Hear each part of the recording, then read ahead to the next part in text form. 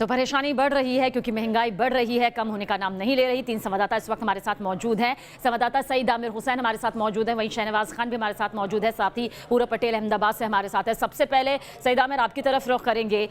महंगाई थमने का नाम नहीं ले रही है, पेट्रोल डीजल के दाम बढ़ रहे हैं, सब्जियों के दाम बढ़ रहे हैं, अब सिलेंडर के दाम 1 दिसंबर से लेकर अगर अब तक देखें तो ऐसा इजाफा हुआ है जिसकी उम्मीद भी यहाँ पर जनता ने नहीं की थी। किस तरह का त्राहिमाम यहाँ पर जनता के बीच नजर आता है?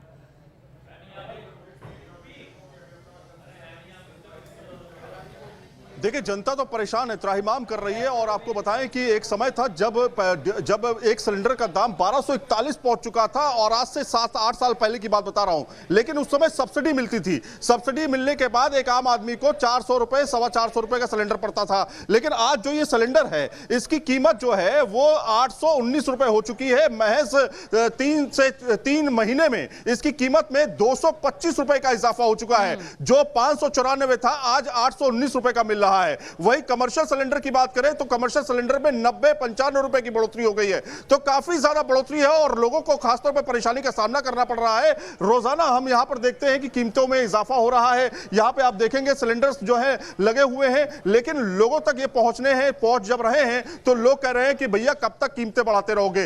जो कंपनियां हैं उनका साफ तौर पर कहना है, क्योंकि क्रूड ऑयल की कीमतें बढ़ रही हैं, उनका मानना है बढ़ रही है, क्योंकि 68 से $70 प्रति बैरल के बीच में क्रूड ऑयल की कीमतें चल रही हैं। लेकिन इसका फर्क कितना ज्यादा पड़ रहा है आम आदमी पर, वो आप साफ तौर पर देख सकती हैं। क्योंकि एक समय में क्रूड ऑयल की कीमत जो थी $114 प्रति बैरल पहुंच चुकी थी। उस समय पेट्रोल के दाम 73 रुपए थे।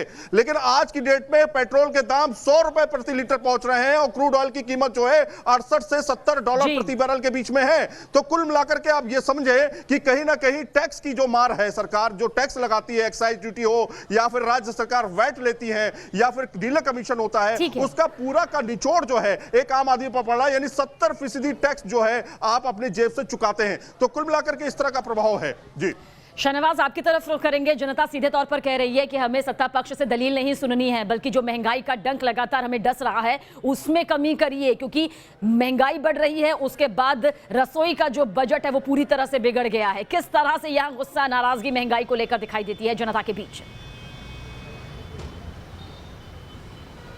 देखिए, इस समय हम एक पेट्रोल पंप पे मौजूद हैं और क्या दाम आज हो गए हैं वो पहले हम आपको दिखाना चाहेंगे।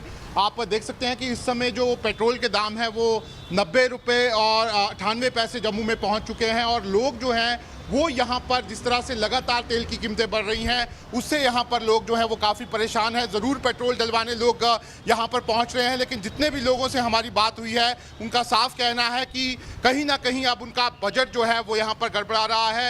एक महिला यहाँ पे पहुँची, उनसे बात करते हैं। आप मुझे बताइए, पेट्रोल की कीमत बढ़ गई है, 90 रुपये 98 पैसे हो गई है, कितनी मुश्किल हो रही है? मुश्किल तो हो ही रही है, क्योंकि आम बजट ख़राब हो रहा है, तो आने जाने में भी प्रॉब्लम होती है। बिना पेट्रोल के हम आज जा नहीं सकते।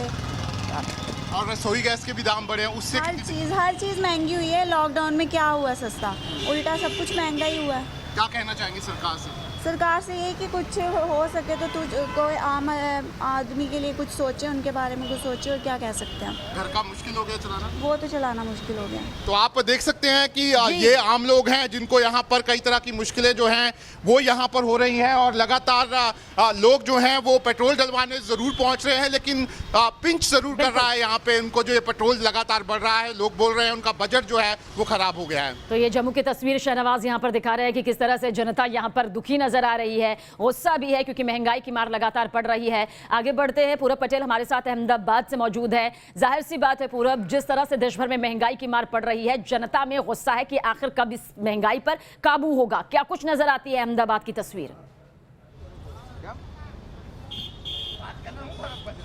बिल्कुल, देखिए जिस तरह से पेट्रोल और डीजल के दाम बढ़े हैं उसके कारण जो है वो ट्रांसपोर्टेशन भी महंगा हुआ है, और उसी के कारण जो बाहर से शहर में सब्जियां आती है वो काफ़ी महंगी हो गई है। जो प्याज जो है वो आपको पहले 10-12 रुपये किलो मिलता था, वो अहमदाबाद में करीब 45 रुपये के आसपास हो गया है। टमाटर जो है वो 20 रुपये किलो मिलता था, वो 30 रुपये किलो के आसपास हो गया है। ये जो लोग हैं वो हर रोज़ सब्जी लेने आते हैं अपने घर के लिए और कह रहे हैं कि उनका घर का बजट बिगड़ा हुआ है। उनसे बात करते हैं। आप बताइए, कितनी परेशानी हो रही है जिस तरह से सब्जियों में इजाफा हुआ है उनके दामों में? परेशानी तो होगी ना सर, क्योंकि मान लो अभी पेट्रोल डीजल के भाव बढ़ गए, उसके हिसाब से कि अब सब्जियों के भाव दिन ब दिन बढ़ते जा रहे हैं। उसकी वजह से आम आदमियों में क्या घर में बजट में परेशानी हो जाती है। आपको कितनी परेशानी हो? परेशानी है ना, बजट में जो भी सस्ता साग मिलता है वही ढूंढना पड़ता है, अपना मन चाहे सब्जी भी नहीं ले सकते हम, ऐसा है।